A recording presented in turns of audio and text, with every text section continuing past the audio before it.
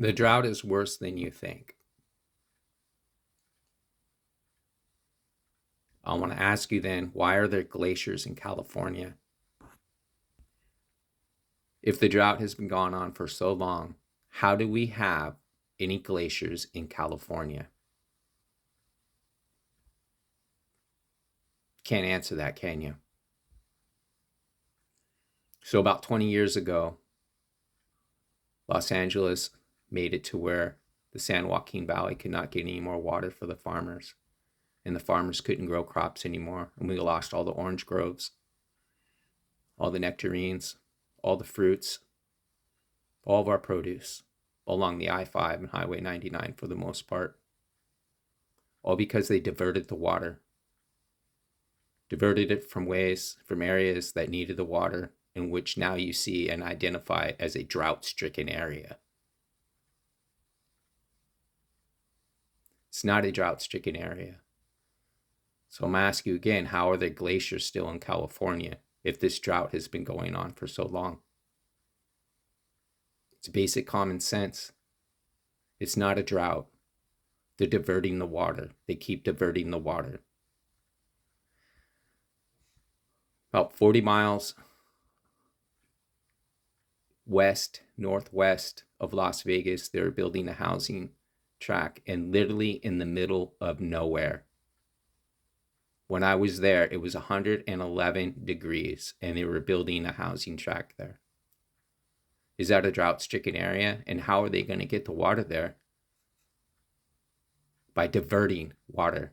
By taking water from someplace which it comes from and taking it to a place which it does not belong. Creating a water shortage.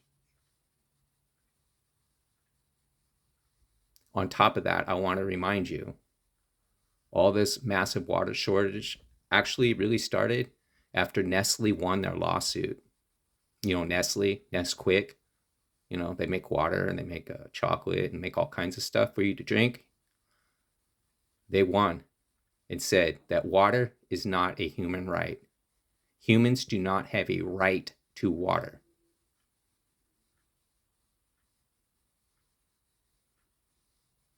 Have you ever thought about that?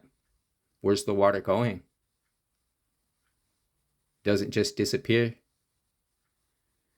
So the richest nation, allegedly, in the world can't make a desalinizer and turn the salt water into fresh water?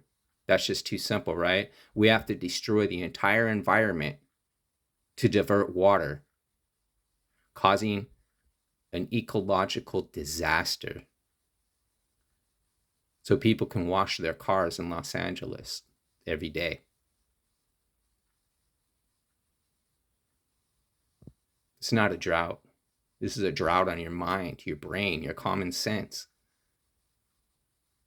The functioning brain in your head is drought-stricken of common sense.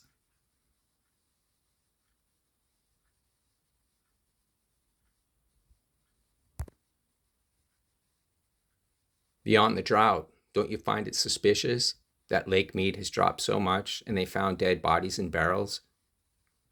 But you don't see any search and rescue teams there. And you're not allowed to go to the barrel. They won't even go over to the barrel. How many bodies do you think are really in there? And that's just outside of Las Vegas. Now I'm going to mess with your head a little bit. You ever hear of the Great Lakes? You know, Holmes, Huron, Ontario, Michigan, Erie, Superior? Does Lake Superior not run right outside of Chicago? Does it not? How many bodies are in that water? Think about that.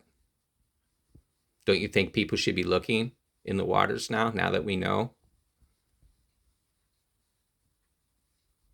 Why aren't they looking? You're drinking that water. You just think you ought to know. And whatever happened with Flint, Michigan? You think that just mysteriously went away? What's going to happen when they put fentanyl in our water that's open everywhere along the 5? Huh? What do you think is going to happen when they throw a bunch of fentanyl in that water?